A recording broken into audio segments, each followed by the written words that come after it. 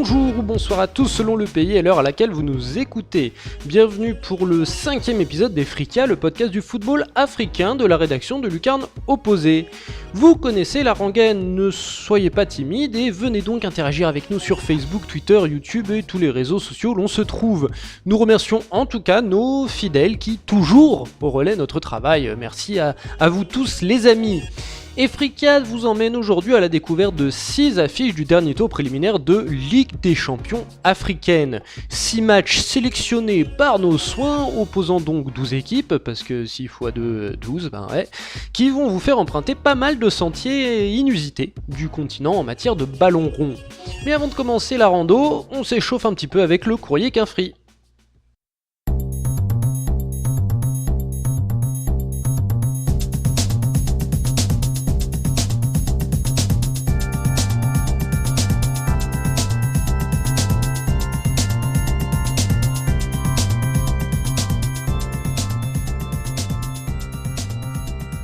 Commençons, si vous le voulez bien, par un petit point Première Ligue nigériane, histoire de reprendre les choses là où nous les avions laissées. La bonne affaire de la semaine revient au champion en titre, l'ambitieux Plateau United de Kennedy Boboy, qui s'impose d'un petit but sur un Enugu Rangers qui dégringole en milieu de tableau. Les jaunes et verts de Jos en profitent pour s'adjuger la première place aux dépens d'un Kano Pilar abonné au nul depuis 3 matchs. Si seuls 2 points séparent le leader de la 7ème place occupée par Yobistar, il faut préciser que Plateau compte un match en retard. Une rencontre face à l'avant-dernier, Go Round, qui pourrait lui permettre de prendre quelques distances en cas de succès. Prendre le large sur ses poursuivants, c'est ce qu'Oroya réalise sans trop suer en Ligue 1 guinéenne. Les Rouges possèdent en effet 10 larges points d'avance sur Afia, son dauphin, et 12 sur Wakiria qui complète le podium. Les dés semblent jetés au pays de la Pogba Family. Au nord, bien plus au nord, en Tunisie très exactement, le club athlétique bizertin se fait violemment taper sur les doigts par la FIFA. Redevable de dettes envers Ibrahim Aboubakar Aliou, ancien joueur des Requins du Nord et nigérian de son état, l'équipe de Bizerte s'est vue retirer 6 points en championnat en guise de sanction. Le CA bizertin dégringole à la 9ème place sans toutefois être vraiment inquiété par la relégation. En haut du classement, les espérantistes, de l'Espérance Tunis ma foi, continuent de survoler la compétition malgré quelques turbulences point de vue résultat. Le légendaire club de Tunis devance en effet ses poursuivants, le club africain et l'étoile du Sahel, de 8 confortables unités. Au pied du podium, le club sfaxien et l'US monastérienne restent en embuscade en ce qui concerne la lutte pour la qualification continentale. Attention à eux. De l'autre côté du Maghreb, le leadership du Ittihad Tanger dans le Botola marocain est bien moins solide. Si les Hercules enchaînent les victoires, 8 succès serrés en cours, Agadir et le Raja Casablanca le gardent à portée de tir, à 2 petits points pour être précis. À l'autre bout du classement, la lanterne rouge, le Maghreb Tétouan, a annoncé l'arrivée sur son banc d'Abdelawed Ben Sen, qui aura pour mission de rattraper les 8 longueurs qui séparent le club du maintien. Englué en milieu de tableau, le Wydad Casablanca a un peu retrouvé le sourire pour sa part grâce à sa victoire en Super Coupe d'Afrique face au TP Mazembe. Dominateur tout au long de la partie, mais manquant cruellement de réalisme à l'image du penalty d'El Karti détourné par Gbowo en seconde période, les Marocains finiront par trouver la faille par Tigazoui, auteur d'un somptueux coup franc à la 83e. Cette super coupe fut également marquée par la première utilisation de l'assistance vidéo au cours d'une rencontre de la CAF. Monsieur Sikazwe ayant en effet eu recours à la technologie pour refuser un penalty au WAC. Les coupes continentales suivent leur bon déroulement en avançant vers le dernier tour de qualification pour la phase de groupe. Le nombre de rencontres est encore trop nombreux pour vous faire la liste de manière digeste, mais vénard que vous êtes, et Fricas vous en a sélectionné 6 que nous allons vous mettre en lumière tout de suite. Let's go!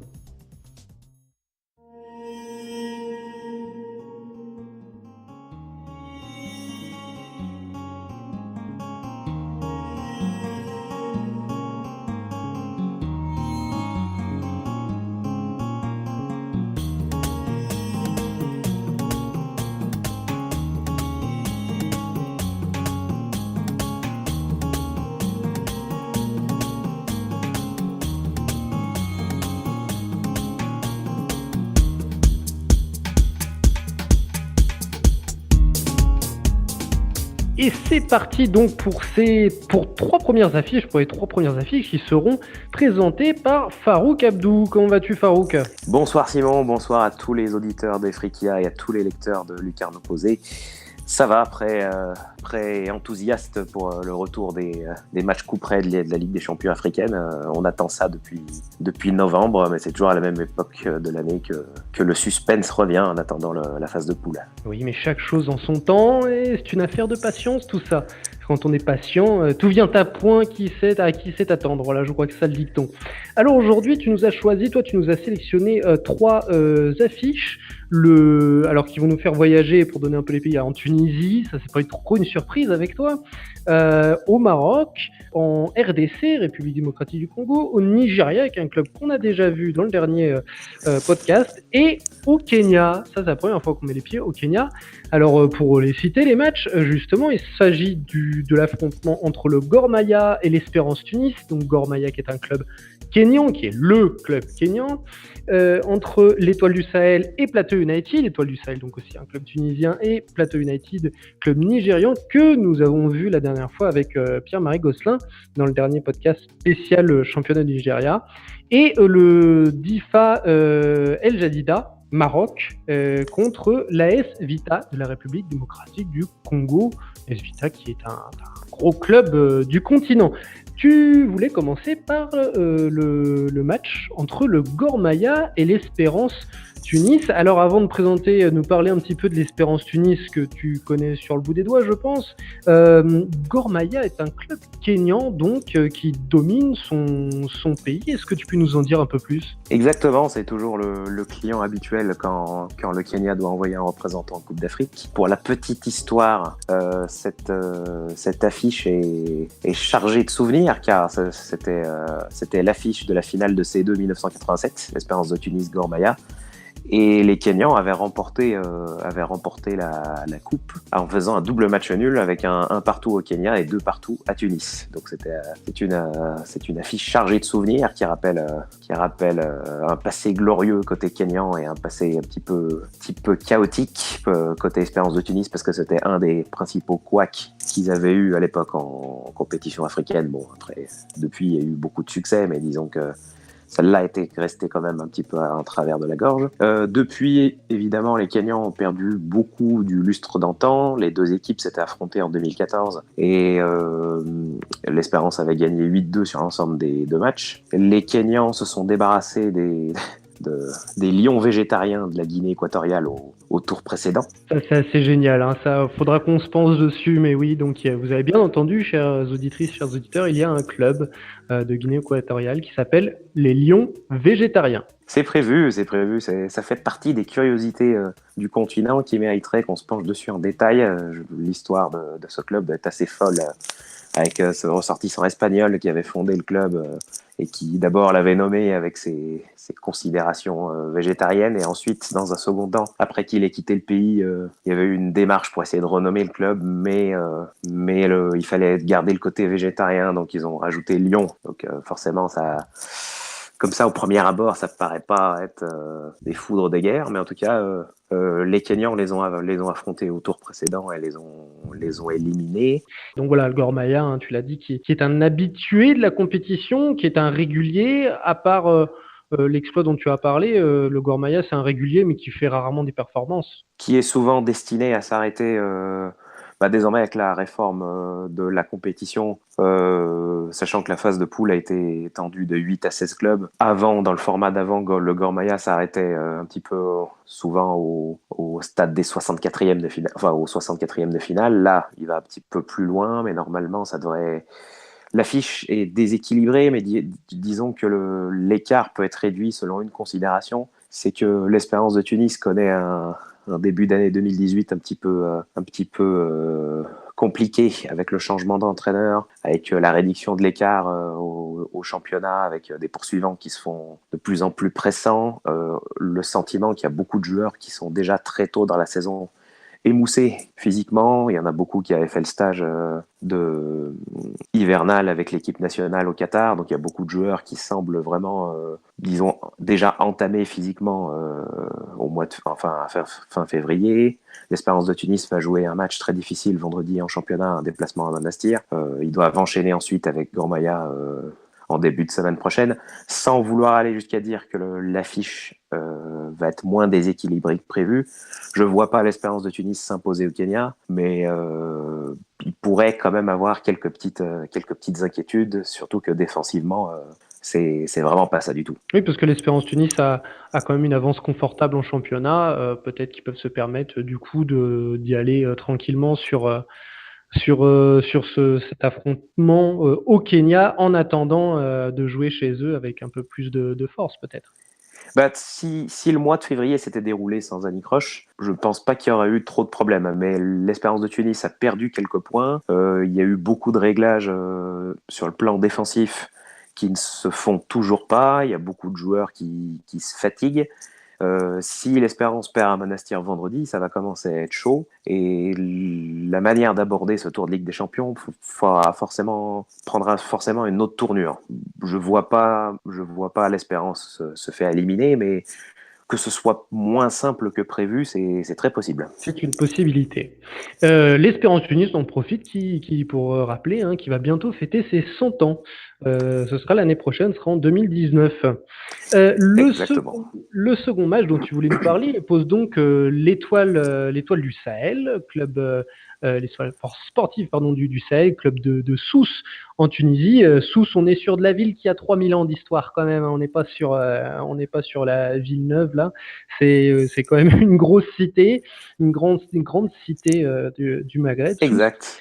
Et un grand passé africain aussi. Et un grand passé africain, et qui affrontera donc l'équipe nigériane de Plateau United, que PM nous avait présenté la dernière fois, donc le champion en titre du Nigeria, premier titre pour eux, avec un entraîneur, Kennedy Boboy, qui a été élu meilleur entraîneur du Nigeria en 2017. C'est la fameuse équipe, pour vous rappeler l'anecdote, dont les réserves avaient été banni du championnat à cause de matchs arrangés, le fameux score 79-0, un truc pas possible. Exact. Ces scores fleuves très suspects. Un tout petit peu suspect, et c'est donc leur première participation, et pour leur première participation, ils ont passé le premier tour, et là, ils vont se coltiner un gros habitué, et pas seulement un gros habitué, c'est le dernier demi-finaliste de la Ligue des Champions d'Afrique. Exact. Le gros turnover nigérian étant ainsi fait, on pourrait penser que à chaque fois quand on voit de l'émergence de nouveaux clubs, là dans le cas de Plateau United, ils ont rapidement gagné après leur montée en 2015, etc.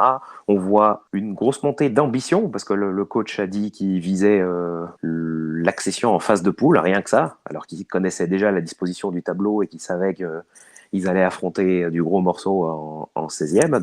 D'annoncer comme ça leurs ambitions, c'est quand même assez gonflé, mais je pense que du fait du match retour au Nigeria et le fait que l'Étoile du Sahel peut avoir quelques petits problèmes et n'a jamais été très en réussite lors de ses déplacements au Nigeria, ça peut être compliqué. Le principal point sur lequel cette confrontation va se jouer, c'est la capacité des joueurs de l'Étoile du Sahel à garder le contrôle de leurs nerfs et de leurs émotions durant le match. Le souci, c'est que on a vu que cette équipe, à plusieurs reprises sur les dernières années, est susceptible de mal réagir suite à une erreur arbitrale, suite à des provocations, et peut facilement péter les plombs. Lors de la Ligue des Champions 2016, l'Étoile du Sahel s'était déplacée au Nigeria avec perdu 3-0 face à Enyimba, et quasiment toute l'équipe avait été avertie. Il y avait eu 2 expulsés. Il y avait eu des suspicions, un petit peu arbitrage maison, etc. L'indiscipline avait été punie, etc. Mais les joueurs de l'Étoile, ceux de la génération actuelle, ont vraiment tendance à dégoupiller très très facilement. Et dans un tour pareil de Coupe d'Afrique, où la confrontation peut vraiment être serrée en match aller-retour, ça peut leur jouer des tours comme c'était le cas en 2016. Je prends aussi un autre exemple beaucoup plus récent, les 2 derniers classicos en championnat contre l'Espérance de Tunis. Au match aller, 5 joueurs de l'Étoile suspendus pour s'être pris soit à l'arbitre, soit à des joueurs adverses. Et il y a eu de nouveau des suspensions et une expulsion lors du Classico retour, suite à un penalty litigieux accordé à l'Espérance de Tunis. Le truc, c'est que ces joueurs, et le coach algérien Madoui en est conscient, c'est qu'ils sont trop nerveux. Dès que le niveau monte et que la situation est serrée, le moindre petit fait de jeu peut les faire sortir du match. Et là, dans un contexte où ils affrontent une équipe nigériane ambitieuse qui va jouer sans complexe et qui va certainement les chahuter à domicile, si les joueurs de l'Étoile du Sahel ne contrôlent pas leurs émotions, ça peut très mal tourner comme en 2016. Oui, donc un Plateau United qui est actuellement premier de son championnat, qui, tu l'as dit, est clairement ambitieux, qui peut peut-être venir titiller une Étoile du Sahel, pas forcément si sereine que ça, malgré l'expérience bien plus grande que celle des Nigérians. Oui, même si l'Étoile du Sahel affiche un niveau de jeu beaucoup plus intéressant depuis l'arrivée du coach algérien Khaireddine Madoui, le vécu africain, même s'il correspond à l'ADN du club, c'est pas quelque chose qui va se transmettre automatiquement d'une génération de joueurs à l'autre. Surtout, et je parle en particulier, de l'attitude qu'ils peuvent avoir et cette nervosité qui peut les gagner assez vite. Ça peut être le facteur X de cette confrontation. Très bien, eh ben, écoute, on va suivre ce match avec attention et ça a l'air un petit peu plus un peu plus équilibré que le match d'avant. Et ben on va enchaîner avec le troisième match qui oppose donc le Difa El Jadida, un club marocain qui est loin d'être un cadre au Maroc. Hein. C'est d'ailleurs, ça, il me semble, sa deuxième participation à la Ligue des Champions. Voilà, au niveau du palmarès, il est très très loin devant les Wydad, Raja, etc. Et contre l'AS Vita, qui lui par contre est un habitué des compétitions continentales africaines, la AS Vita de République démocratique du Congo, qui, et ça c'est la petite anecdote, ça m'a fait rire, la page Wikipédia du club annonce un stade à, tenez-vous bien, 125 000 personnes, quand on regarde un petit peu mieux, etc., le fameux stade des martyrs de Kinshasa est en fait à 80 000 personnes. Exact, mais c'est surtout là-bas qu'il y avait eu le drame avec le stade qui était surchargé contre le tout-puissant Mazembe.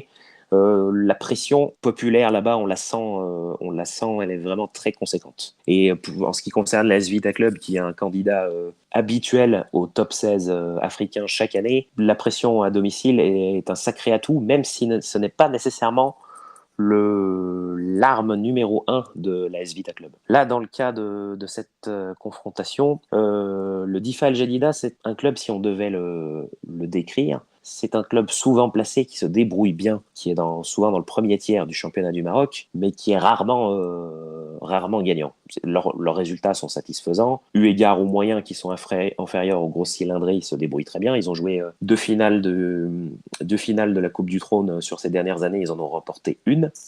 Ils ont fini vice-champion l'année dernière sous l'impulsion de leur jeune attaquant, de leur jeune ex-attaquant Walid Azaro, qui a une bonne chance de figurer dans la liste des 23 d'Hervé Renard. Et malheureusement, ils avaient perdu Azaro, qui a été transféré au club égyptien d'Al Ahly. Ils avaient perdu un bon milieu de terrain qui s'appelle Diakité. Ils avaient perdu l'un de leurs milieux offensifs, Adraf, qui est parti jouer au Raja Casablanca. C'est une équipe qui avance vite en contre, qui dispose de joueurs puissants encore actuellement à l'instar de Ayoub Nana, qui se débrouille bien. Voilà, si on devait décrire le Difa Al Jadida, c'est une équipe qui se débrouille pas trop mal et qui vaut 4/5e du championnat du Maroc chaque année. Mais face à l'AS Vita Club, ça va être compliqué.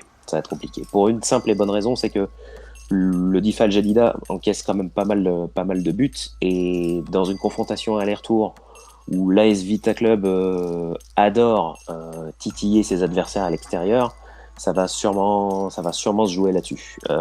Pour faire simple, depuis 2014, l'AS Vita Club a joué 20 matchs à l'extérieur en compétition africaine et a marqué au moins un but à 14 reprises. Ils sont particulièrement à l'aise à l'extérieur, et s'ils peuvent marquer dans n'importe quel stade dans une confrontation aller-retour où ça va coûter cher, moi je pense que l'AS Vita Club va marquer El Jadida, et ça va sûrement compliquer la tâche des Marocains. Oui, donc il est probable que l'AS Vita arrive à faire une performance au Maroc, et voilà. Et puis on l'a dit, l'importance de ce stade, la taille de ce stade, même si elle est un peu exagérée sur la page Wikipédia, ça reste ça reste une antre assez impressionnante qui ne peut qu'intimider les joueurs marocains. Oui, même si le renouvellement a été intéressant du côté de l'effectif d'El Jadida, ils avaient pris le petit Tanzanien Simon Msuwa qui fait une bonne saison, qui est un petit joueur rapide qui présente une grosse vivacité.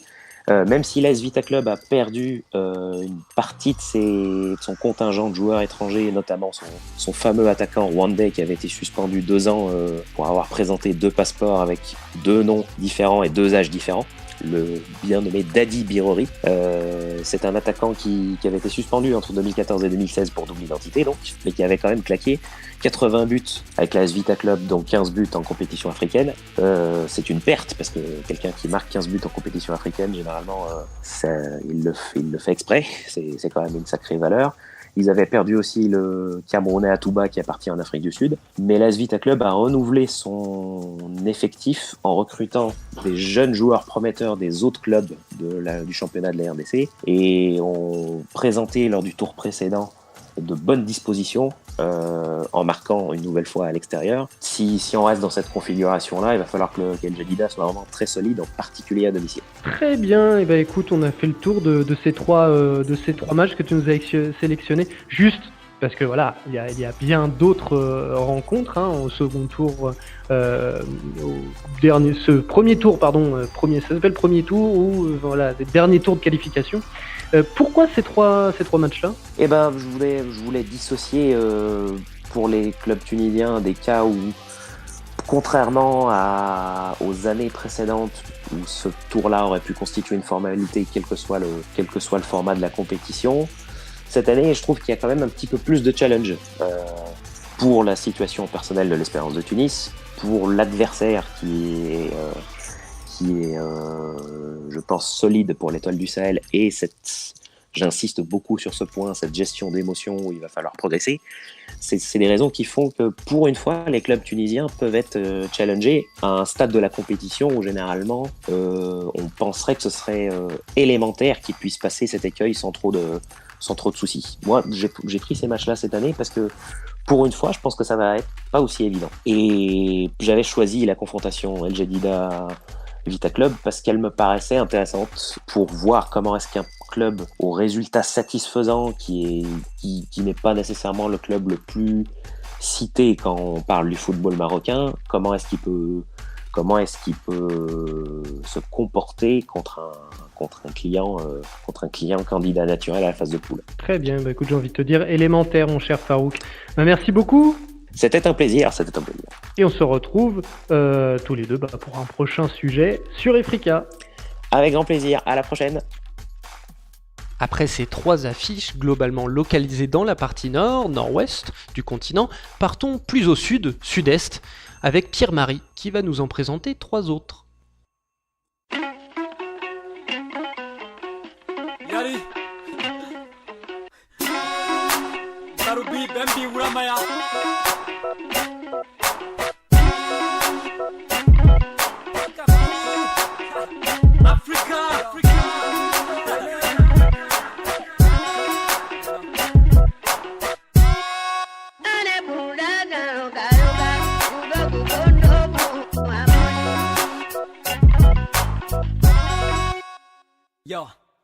Et nous enchaînons donc avec 3 autres matchs que va nous présenter Pierre-Marie Gosselin. Donc 3 autres matchs qui vont nous faire voyager ce coup-ci plutôt au sud et à l'est de l'Afrique.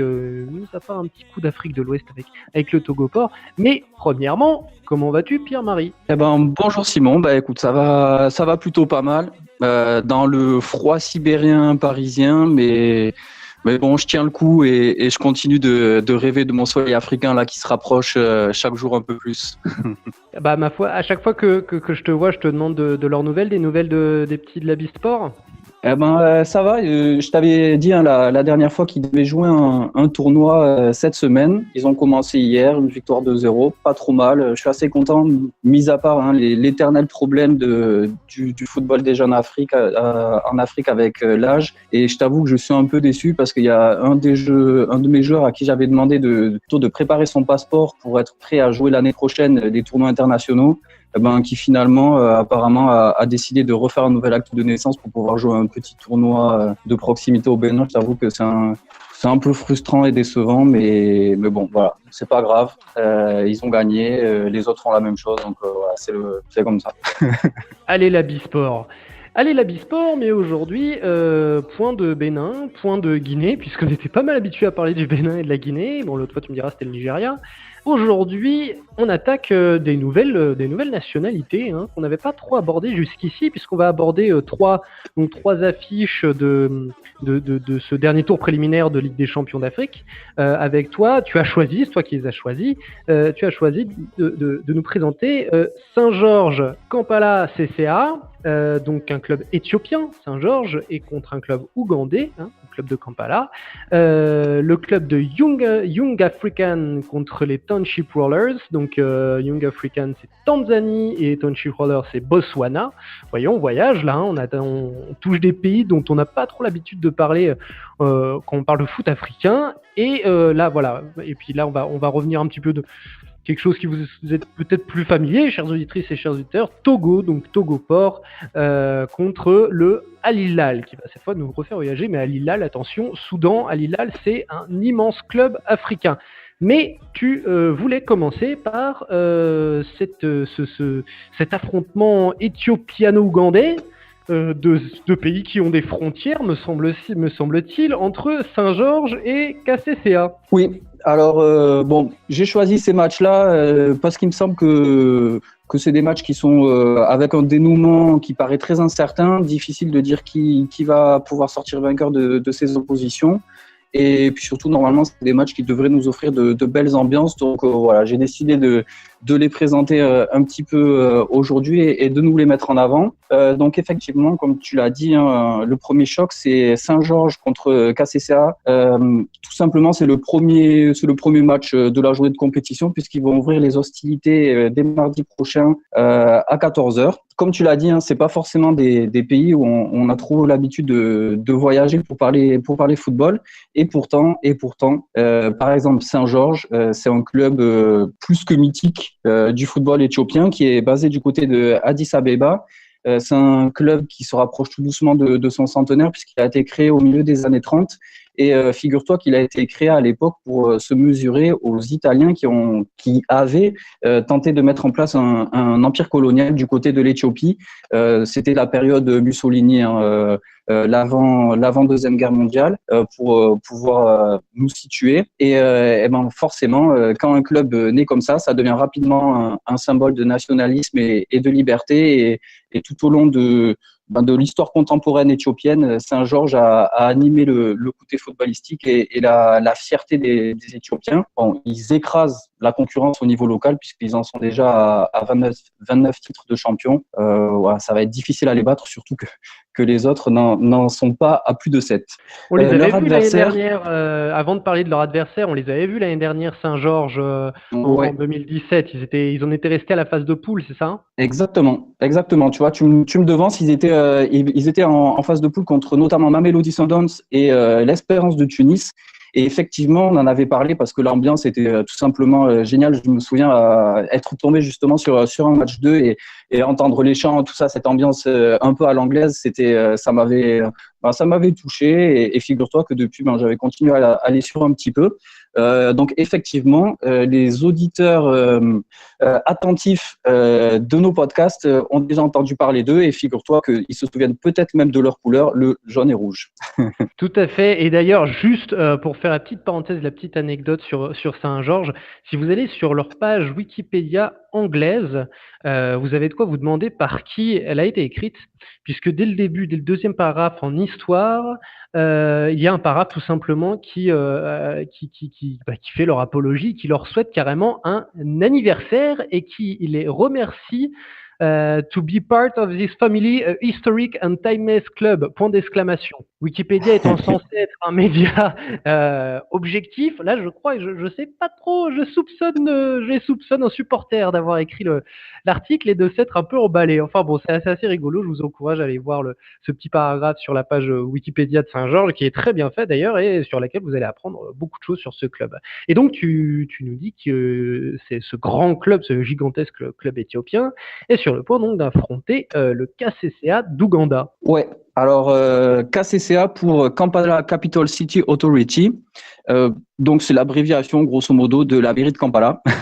Donc c'est ni plus ni moins que le club de la mairie de la ville de Kampala. Kampala, c'est la capitale de l'Ouganda. Hein. L'Ouganda, pour que vous vous situez, c'est un pays dans la région des Grands Lacs, hein, avec la proximité du Burundi, du Rwanda, et bloqué un petit peu entre la RDC et la Tanzanie. C'est un des nombreux pays qui s'abreuvent dans le lac Victoria. Le lac Victoria, ça fait une espèce de gros puits d'eau, donc au sud-est de l'Afrique, et il y a plusieurs pays comme ça, 5 ou 6 autour, et l'Ouganda en fait partie. Exactement. Je vois que tu devais être pas mal en géographie. Félicitations. Donc je vais revenir sur mes Ougandais de Kampala. Donc c'est un club qui est un petit peu plus récent, puisqu'il a été créé plutôt au début des indépendances des pays africains, et en l'occurrence le KCCA lui a été créé en 1963. Ce n'est pas le club le plus titré d'Ouganda, mais ils en ont quand même déjà pas mal, puisqu'ils en comptabilisent 12. Et figure-toi que eux, ils s'étaient fait éliminer à ce même stade de la compétition l'an passé, justement par les Mamelodi Sundowns, qui ont retrouvé Saint-Georges en phase de poule un petit peu plus tard. Donc pour revenir à cette année, les Ougandais, eux, ils sont passés au tour précédent face à des Malgaches de CNAPS. Je dis juste pour l'abréviation, ça parlera peut-être, puis ça nous permettra dans les années à venir de les avoir déjà introduits. Les Malgaches de KNAPS, c'est le plus grand club malgache, et eux, figure-toi, c'est le club de la sécurité sociale. Voilà, ça ne s'invente pas. Et Club d'Antananarivo, du coup ? Ouais, basé à Antananarivo, exactement. Et de leur côté, les Éthiopiens n'ont pas eu de premier tour, puisque leur adversaire a déclaré forfait au dernier moment. Et quand je dis dernier moment, c'est vraiment le dernier moment. Il s'agit des Sud-Soudanais, enfin il s'agissait plutôt, puisqu'ils sont éliminés, des Sud-Soudanais de Wau-Salam, qui ont déclaré forfait le jour du match, à quelques heures du coup d'envoi, alors même que le Addis Abeba Stadium était déjà rempli de ses supporters. Donc voilà, en termes d'administratif et de rigueur administrative, les Sud-Soudanais ont fait très fort, même si on peut évidemment leur trouver des circonstances atténuantes quand on connaît la situation un petit peu catastrophique dans laquelle se trouve leur pays, où bien évidemment le sport passe au second plan quand c'est la misère, la famine et la guerre. Bien évidemment. Ça me rappelle qu'il y a encore du foot, même quand il y a du contexte comme ça. Ça, c'est impressionnant. Ouais. Il y a un championnat qui se déroule, mais bon, voilà, ça, je pense que d'un point de vue du budget, c'était un petit peu juste pour eux pour se rendre en Éthiopie. Je pense qu'ils ont espéré jusqu'au dernier moment, puisque quand même, je te dis, pour déclarer forfait alors que le stade est déjà rempli par les supporters, c'est quand même que vraiment on a attendu le dernier moment. C'est sûr. Et du coup, qui part favori de ce duel, sachant que Saint-Georges était donc en phase de groupe l'an passé, que c'est un immense club dans son pays, que Kampala est un très gros club, mais pas forcément le premier, tu l'as dit, que ces grands exploits, ces quelques quarts de finale en Ligue des Champions africaine remontent aux années 80. Qui sort favori de ce duel ? Franchement, vraiment difficile à dire. J'aurais tendance à dire Saint-Georges, mais ils ont le match aller à domicile, donc il faudra faire le retour du côté de Kampala. Voilà, ça modifie un petit peu la donne. Cette équipe ougandaise, elle a pas trop bougé par rapport à l'équipe qui a obtenu le titre de champion l'année passée. Ils ont seulement perdu leur meilleur buteur, l'expérimenté Geoffrey Serunkuma, qui a quand même fini meilleur buteur à 34 ans. C'est pas anodin, ça a signalé, et qui a décidé de partir du côté de la Zambie pour finir sa carrière. Ils ont très peu recruté cette intersaison. Ils ont juste récupéré 2 jeunes joueurs qui étaient dans les équipes un peu adverses, et je vais te donner, voilà, comme ça nos auditeurs pourront se faire leur propre avis sur cette opposition. Je vais te donner quelques petits mots du coach qui disait là il y a quelques jours: j'ai un noyau de jeunes joueurs affamés qui sont prêts pour jouer et qui, j'en suis sûr, saisiront l'opportunité dès demain. associé avec les cadres expérimentés du groupe, cette équipe a toutes les qualités pour pouvoir réussir le meilleur. Alors effectivement, ils ont des joueurs expérimentés parce que 8 de leurs joueurs étaient du côté du Chan au Maroc en janvier là, dernièrement, même s'ils n'ont pas fait un grand parcours, et voilà, c'est quand même des joueurs internationaux. Il y a 2 petits joueurs à suivre, donc le milieu Saddam Jouma et son compère Alan Okeyo. Ils ont malheureusement une petite blessure sur laquelle il leur manque leur meneur de jeu qui est blessé, Mouchaba. Bon, croisez les doigts pour qu'il soit remis pour la semaine prochaine, mais ce n'est pas évident.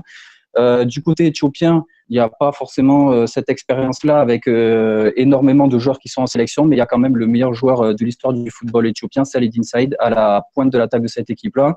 Il avait déjà été très bon l'année passée. Voilà, les Éthiopiens s'appuient beaucoup sur lui. Donc voilà, à vous de vous faire votre propre avis. Moi, je t'avoue que c'est un peu du 50-50. Addis Abeba est quand même une Éthiopie est quand même une capitale située en altitude puisqu'ils sont à 2400 mètres. C'est quand même pas rien, même si forcément ça n'a rien à voir avec la Bolivie.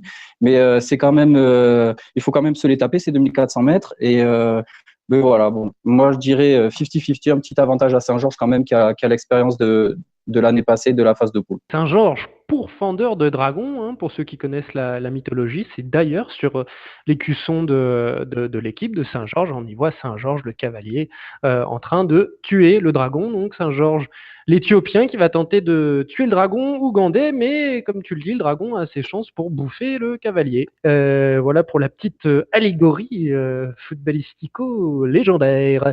Et tu voulais nous parler, on va passer au second match, tu voulais nous parler d'un... Alors là, on part encore dans 2 pays qu'on n'a pas l'habitude de voir, hein, qu'on n'a pas l'habitude de survoler en termes de football africain. Donc le Botswana et la Tanzanie, puisque ce sont les Tanzaniens du Young Africans qui affrontent Township Rollers.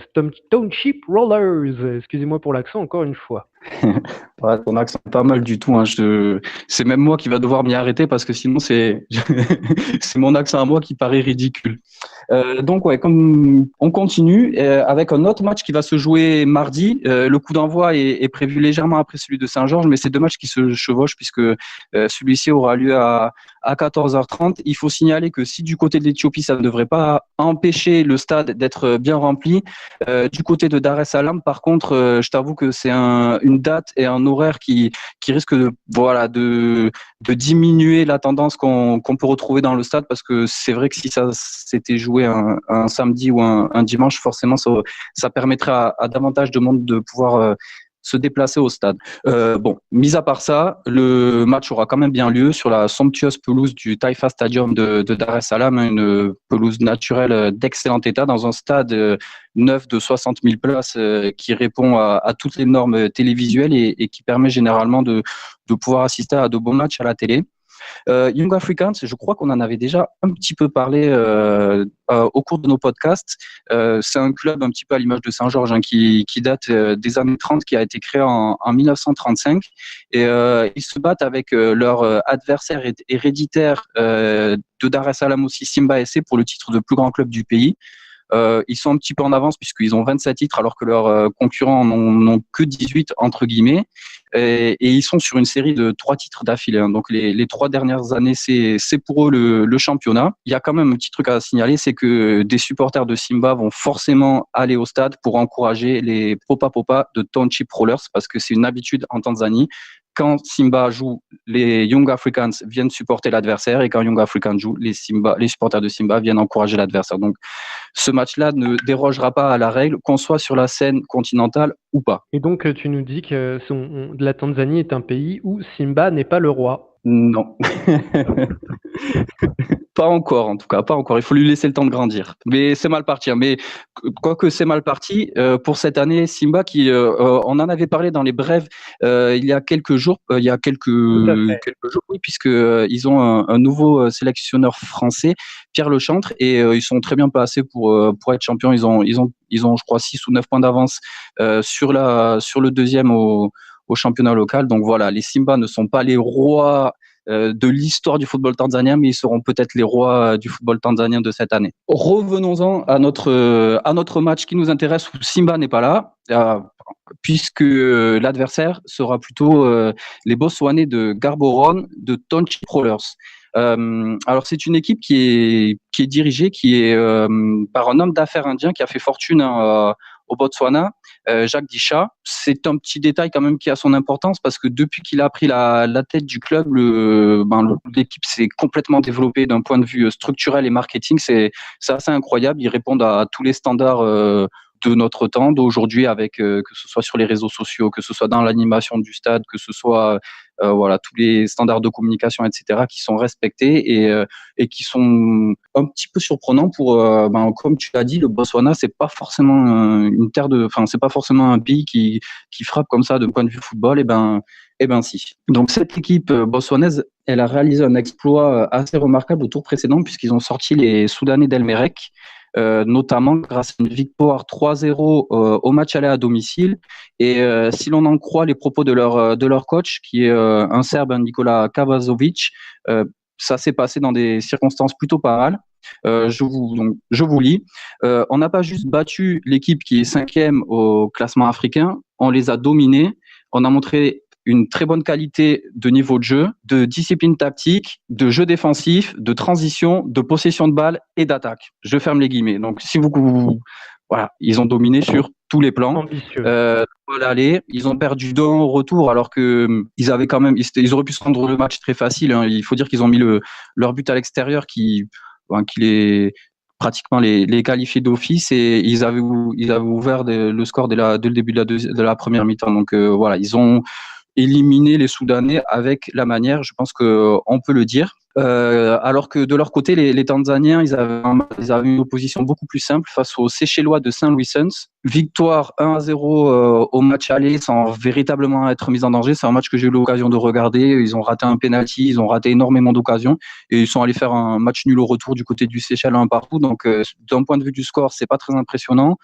Sur le terrain, la domination était là, mais l'efficacité non. Alors voilà, ça a peut-être pu passer contre les Seychellois. Attention contre les Botswanais parce que ce sera pas un adversaire du même acabit. D'un point de vue de l'effectif, les Tanzaniens ils ont pas de chance. En plus, ils enchaînent les matchs. Là, la confrontation là de Ligue des Champions sera leur 5e match en 2 semaines.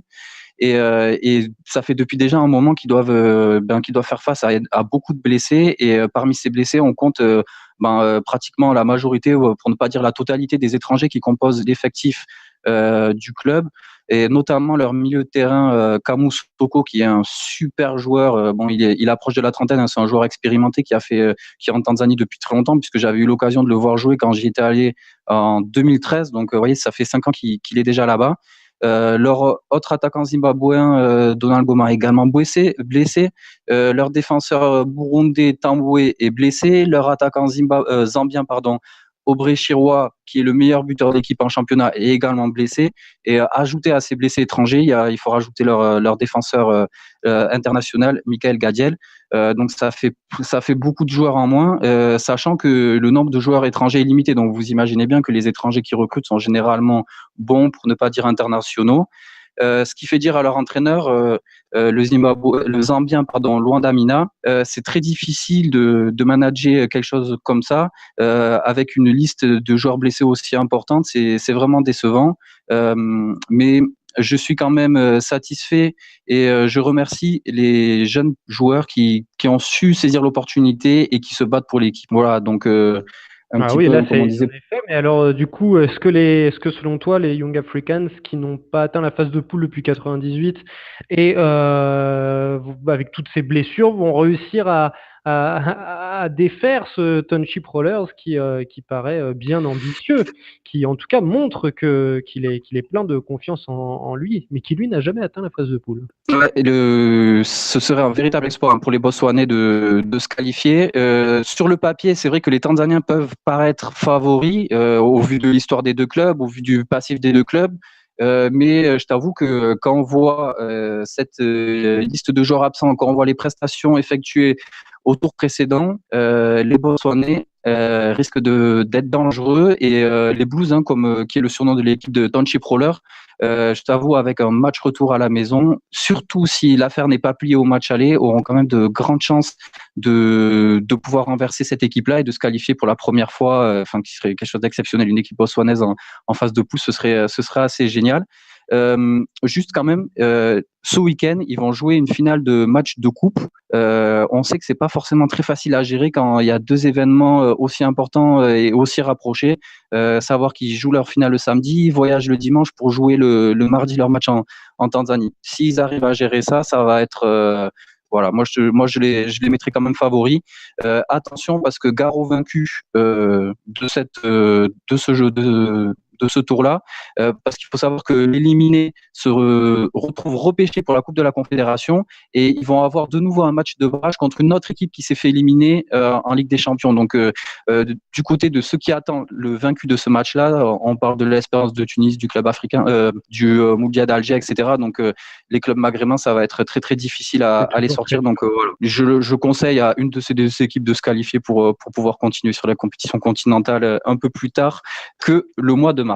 Eh ben, nous verrons donc si des Young Africans tanzaniens ou des Botswanais du Township Rollers, dont un des surnoms est aussi Popa Popa. C'est assez rigolo. Je préfère, j'avoue, Popa Popa que The Blues. C'est un peu plus africain, un peu plus original.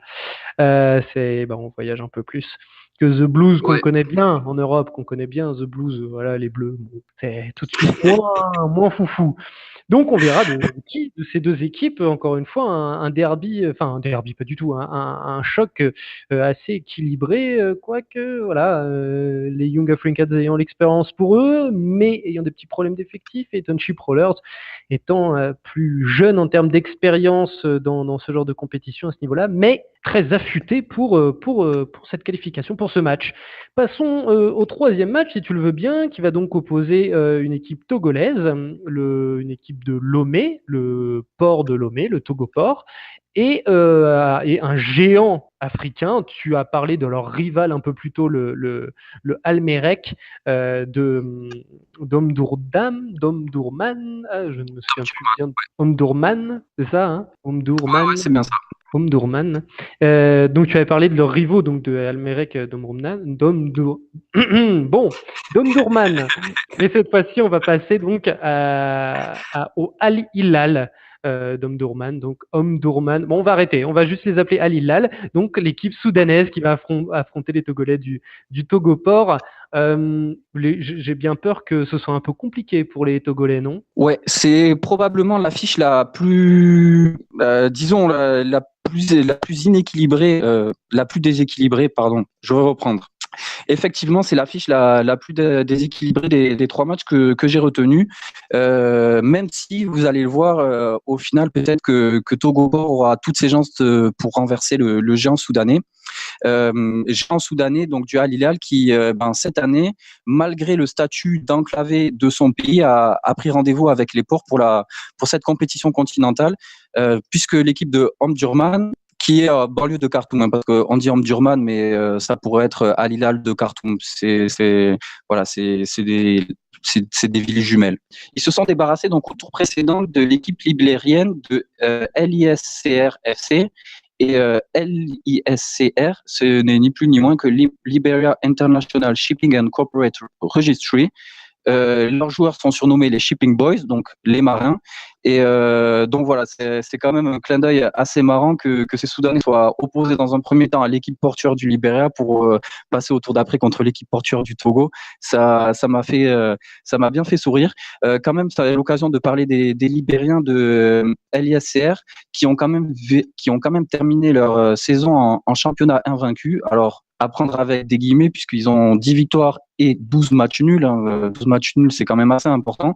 Mais c'est une première dans l'histoire du championnat du néo-président Georges Weah.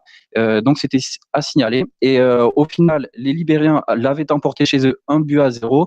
Et les Soudanais ont réussi à retourner le score à Khartoum grâce à leur victoire 2-0 qui les a qualifiés et qui les opposera donc aux Togolais de Togo Port, de l'Est Togo Port. Donc, c'est l'équipe portuaire qui est située à Lomé et qui est administrée par le port autonome de Lomé. Eux, ils ont déjà réalisé un exploit au tour précédent puisqu'ils ont sorti les Congolais de l'AC Léopard de Dolisie. C'est la deuxième année consécutive que les Léopards se font sortir à ce stade de la compétition. Voilà, c'est quand même un peu une anomalie parce que au début en 2012-2013, les Léopards étaient devenus une équipe majeure du continent. Ils avaient réussi à remporter la Coupe de la Confédération et c'est vrai qu'ils étaient synonymes un petit peu du retour en avant du football congolais de Brazzaville, du Congo-Brazzaville. Et depuis 2 ans, ça tire un peu et cette année, ils se sont fait sortir pour pas grand-chose, vous allez comprendre, par les Togolais de Togoport. Au final, les 2 matchs se sont conclus par un score de 2-1 et c'est au tir au but que s'est jouée la qualification. Mais le scénario, notamment du match retour, peut laisser d'énormes regrets aux Congolais. Même si les Togolais avaient ouvert le score dès la première minute de jeu par leur buteur attitré Elie Sewonou, ils se sont fait revenir au score et il aura fallu attendre la 90e minute pour que le défenseur Bouraïma puisse sauver les siens et permettre aux Togolais d'arracher la séance de tir au but, puisqu'il n'y a pas de prolongation et qu'on passait au tir au but directement. Voilà, ça a servi un petit peu, je l'espère, d'avertissement aux Togolais parce que le contenu du match était un petit peu à leur avantage. Ils ont énormément d'occasions de faire le break et de tuer la partie sans y parvenir. Et au final, c'était les Congolais qui étaient à 2 doigts de se qualifier et la chance a souri à Bouraïma et ses coéquipiers. Tant mieux pour lui. Mais voilà, oui, les Soudanais. Tant mieux pour les Togolais, mais voilà, ils tombent sur un os là, ils tombent sur Al Hilal. Ils ont quelques chances ou pas, honnêtement? Ils ont quelques chances parce que les Soudanais viennent juste de reprendre leur championnat. Al Hilal aura disputé 2 matchs de championnat d'ici la rencontre de mercredi. Donc on peut pas dire que d'un point de vue du rythme, ils soient très affûtés. Bon, ils sont quand même largement favoris, on va pas se mentir. Le statut des 2 clubs n'a rien à voir et puis surtout Al Hilal aura l'avantage de recevoir au retour dans leur tout nouveau stade. Que j'allais dire recevoir, on l'avait dit dans les brèves, dans leur tout nouveau stade, un tout nouveau stade. Voilà, tout bleu, le Blue Diamond, de 62 000 places tout de même quand même. Ouais, et puis dans lequel il y aura forcément une grosse ambiance parce qu'il faut rappeler le club de Al Hilal peut s'appuyer, un des très rares clubs subsahariens qui peut s'appuyer sur un groupe ultra, les Blue Lions qui sont là à chaque match pour mettre l'ambiance, allumer des fumigènes, chanter et encourager leur équipe. Donc voilà, moi j'ai ce petit bémol d'un point de vue de la différence de rythme entre les 2 équipes, surtout que les Togolais ils en sont à la 18e journée de leur championnat, ils en sont déjà à 11 victoires, donc c'est une équipe qui est bien rodée. Voilà, il faut qu'ils fassent le match parfait mercredi à domicile pour se donner toutes les chances de pouvoir se qualifier à Khartoum. Il faut pas qu'ils encaissent de buts, il faut qu'ils soient en mesure, mais malgré une défaite, de pouvoir se qualifier. Donc j'ai envie de te dire que pour les Togolais, tout va se jouer au match aller et qui sait s'ils réalisent un exploit, ils seront peut-être en mesure de ramener une équipe togolaise dans une phase de poule en compétition continentale, ce qui n'est pas arrivé depuis très très longtemps. Et qui sait permettre aux Togolais de rêver aux exploits, de passer de l'étoile filante qui avait atteint la finale en 1968, qui est la seule équipe à avoir atteint ce stade de la compétition. 68, 2018, tu vois, ça commence à dater. 40 ans, écoute, pourquoi pas? 40 ans, qu'est-ce que je raconte? 50 ans même.